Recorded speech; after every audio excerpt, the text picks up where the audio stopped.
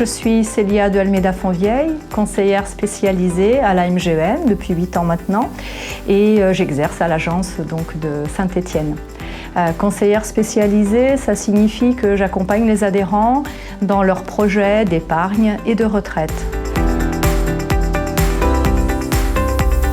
Eh bien, j'ai choisi cette voie parce qu'après avoir travaillé 10 ans en assurance, donc auprès d'un agent général et d'un courtier, j'ai mis l'accent sur la qualité de l'accompagnement et la valorisation du conseil qui est vraiment priorisé au sein de la mutuelle, contrairement au secteur de l'assurance, tout simplement.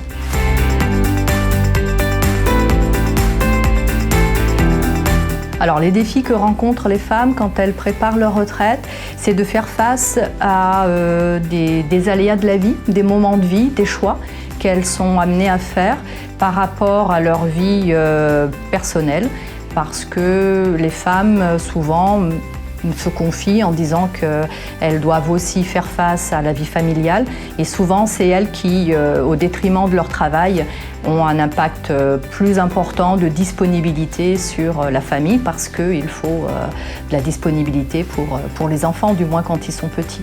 Donc ça, c'est effectivement un défi de taille parce que c'est quand même sur une durée de quelques années.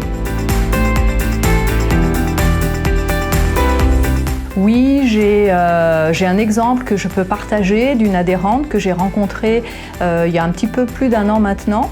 Elle avait fait le choix de mettre entre parenthèses sa carrière d'enseignante pour la consacrer donc à ses 3 enfants, pour les élever.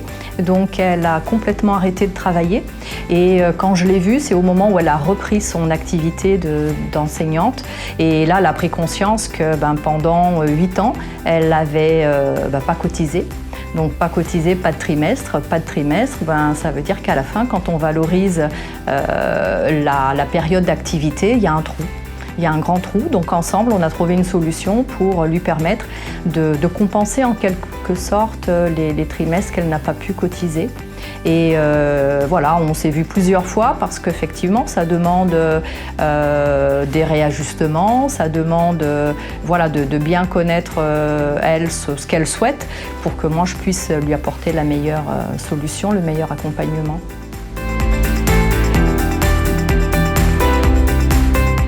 Alors le conseil que je donne aux femmes pour qu'elles puissent anticiper au mieux leur retraite, c'est de leur dire que ce qu'on sait tous, que la vie n'est pas un long fleuve tranquille et que anticiper, c'est ne pas subir et qu'on ne sait pas de quoi demain est fait et que la meilleure façon d'anticiper les aléas, ça peut être la maladie, on a parlé tout à l'heure de la mise entre parenthèses ou diminuer son temps de travail pour le consacrer à sa famille.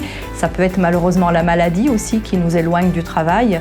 Et pour faire face à tous ces aléas, anticiper, c'est se donner les moyens aussi de ne pas être au pied du mur et d'améliorer, parce que là on parle de retraite, donc ça veut dire maintenir un niveau de vie quand l'activité professionnelle sera terminée.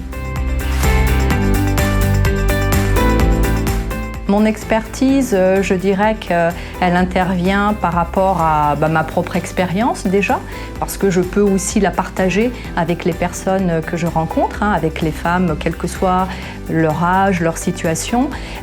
Donc ça, c'est un atout, je dirais que c'est effectivement un plus. Quand on a de l'expérience derrière soi, on peut la partager et en faire profiter. Mon expertise, elle va aussi dans la formation que j'ai reçue. L'expérience, elle est tirée aussi de cette formation que j'ai de manière continue et puis des échanges avec les collègues, en plus des formations quand elles sont intégrées par la MGEN par exemple. Ce qui me procure le plus de satisfaction dans mon métier, c'est vraiment ce rôle de conseillère, d'être à l'écoute et d'apporter vraiment la solution qui va être adaptée à mon adhérente. Je pense à une qui est partie en Italie pour rejoindre son conjoint, donc qui a arrêté son activité professionnelle pendant une petite période. Voilà, on a mis ensemble une solution en place, elle est partie, elle m'a remerciée.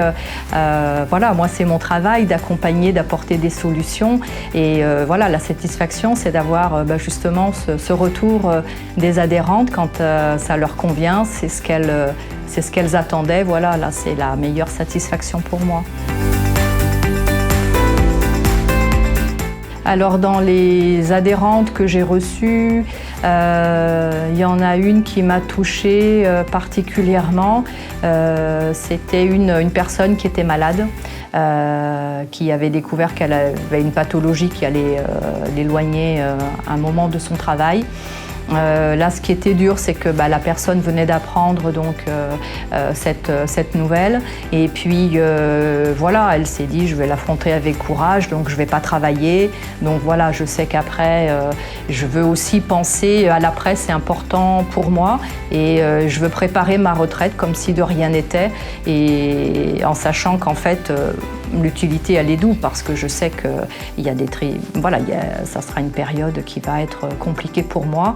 Et de faire comme si de rien n'était, ça m'aide aussi à me projeter dans l'avenir.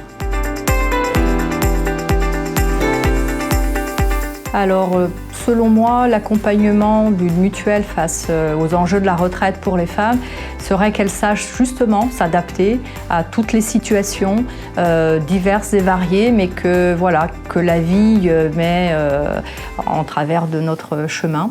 Pouvoir s'adapter à ces cas particuliers, apporter des solutions qui puissent les accompagner pour qu'elles puissent sereinement aussi se projeter et aller jusqu'à la retraite dans de bonnes conditions.